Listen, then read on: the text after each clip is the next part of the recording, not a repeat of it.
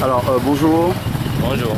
Alors, on a appris qu'il y a eu un accident au niveau de OSM, ici. Alors, concrètement, vous qui travaillez là-bas, qu'est-ce qui s'est concrètement passé?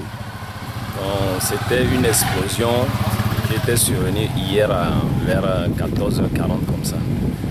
Bon, en fait, c'est une cuve de fuel complètement remplie de fuel qui a explosé. Pourquoi il y a eu cette explosion? Il y avait un expatrié indien qui a formé une équipe de 6 personnes. Alors ils se sont rendus sur cette cuve. Ils ont commencé par faire des modifications. Et pour faire ces modifications-là, ils ont besoin de chalumeau, de faire des soudures, ce qui appelle à une forte température. Alors que la cuve est pleine et remplie de fuel, un liquide inflammable. Ça, c'est un truc qui ne devait pas se faire. C'est une faute lourde. Donc c'est ça qui a coûté la vie à nos camarades hier. Voilà comment l'accident est arrivé. Alors on dénombre combien de morts, de blessés? Aujourd'hui il y a 5 morts et un survivant qui est actuellement au CHU Tocon. Voilà, parmi les 5 victimes, il y a un expatrié indien, donc le chef qui a conduit les travailleurs là-bas. Voilà. Le problème, c'est grave.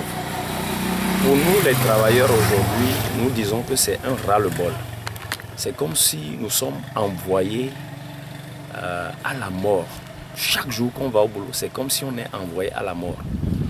Ces expatriés indiens, nous ne savons pas quelle formation ils ont eue avant d'arriver ici. Quelle spécialité ils ont. Qu'est-ce qu'ils savent, on ne sait pas. Mais ils viennent sans la moindre mesure de sécurité. Ils nous envoient travailler dans des endroits vraiment à risque. Oui. L'accident d'hier, en fait, le chargé même de ce département a été mis en congé forcé même. Forcé. Parce que ce travail-là, lui, il trouve que c'est un travail trop dangereux. Pour le faire, il faudra d'abord vider entièrement la cuve là, totalement, avant de commencer ce genre de travail. Donc, il a été mis en congé. L'adjoint direct qui devait aussi le faire, M. Sipa, lui aussi, il a dit la même chose. Que ça ne doit pas se faire. Et puisque l'expatrié indien dit que c'est lui le manager, parce qu'en fait, il est nommé manager, pas parce qu'il connaît mieux le boulot que celui-là. Parce que le propriétaire de Wasem aujourd'hui, c'est de nationalité, c'est un actionnaire, un investisseur de nationalité indienne. Et le manager là aussi est de nationalité indienne. C'est comme ça qu'il est arrivé à être ce chef dans ce département. Et maintenant, il oblige les travailleurs. Quels travailleurs? Ceux-là sur lesquels ils ont le pouvoir de licenciement, n'importe quand et n'importe comment. Ces travailleurs qui viennent de décéder, ils n'avaient même pas le choix. Ils ne pouvaient même pas refuser ce travail. Même pour des raisons de sécurité, s'ils venaient à refuser cela, automatiquement ils sont virés. Voilà la situation que nous vivons. Il y a déjà un cas, le camarade, son corps gît toujours à la morgue, ce n'est pas encore réglé. Nous parlons de tout cela. En tant que syndicalistes, nous demandons qu'on revoie les conditions et on trouve que nous n'avons pas le droit de dire cela. Et voilà, hier, ce qui s'est encore passé.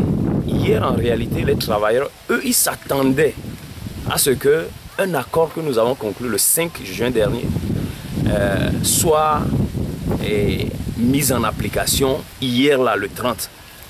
Mais alors que nous attendions cette application, c'est plutôt une armada de forces de l'ordre qu'on a convoyé sur le site. On ne savait pas pourquoi ils étaient là.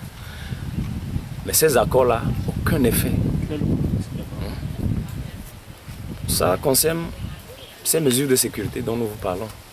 Pour ces travailleurs contractuels-là, une régularisation de leur situation. Savoir que tout travailleur a les mêmes droits que la législation du travail prévoit. Il n'y a pas de discrimination. Donc c'est cela, on les a demandé. Ils n'ont pas fait ça. Ils se préparaient à faire une compression dans le rang de ces travailleurs-là. Et les forces de l'ordre étaient là. On ne sait pas si c'est pour cette raison-là, pour aider à faire cette compression. Mais voilà que Dieu est Dieu. hier vers 14h45, on a vu ce qui s'est passé. Voilà, nous espérons que aujourd'hui maintenant, nos autorités prennent vraiment notre situation au sérieux et nous viennent au secours. Sinon, nous sommes comme abandonnés. Je vous remercie. On a appris qu'un de vos camarades a été blessé par les forces de l'ordre. Est-ce que vous confirmez cela? Bon, ça, je ne peux pas nier, je ne peux pas aussi confirmer parce que je n'étais pas sur les lieux. Mais on m'a dit que quelqu'un comme ça, il est actuellement à l'hôpital de Dablebo ici. Et il dit que, en tout cas, ce sont ses propos, que ce sont les forces de l'ordre qui ont créé cette situation. En fait, hier, il y avait effectivement un attroupement insupportable dans l'enceinte de Ouassem. Ça ne permettait même pas qu'on puisse évacuer les corps de ceux qui sont tombés dans cet accident malheureux. Donc, à un moment donné, les forces de l'ordre ont été obligées d'évacuer tout ce public-là.